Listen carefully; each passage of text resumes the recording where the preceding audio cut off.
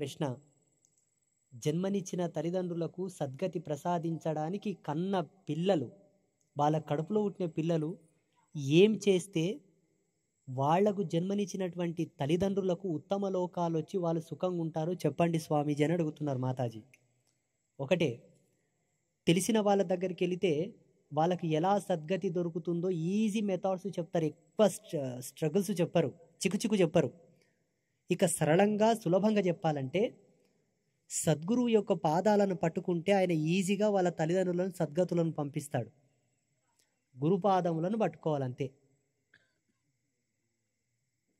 గురుపాదాలను ఆశ్రయించి, గురుదేవా మా తండ్రి మొన్న స్వర్గస్థుడైనాడు, మా తల్లి మొన్న స్వర్గస్థురాలైంది, మీ కృపాభిక్ష చేత, మీ తపోబలము చేత, మీ అనుగ్రహము చేత మీరు భగవతిని ప్రేరేపించి అమ్మ యొక్క వాక్కు చేత వారికి సద్గతిని ప్రసాదించండి అని ఒక్కటే మాట మీరు అడగండి.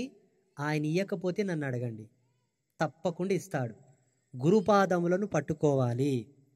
సద్గురువు యొక్క చరణ పాదసేవ చేత, చరణ ధూళి చేత అన్నీ శుభాలే, అన్నీ.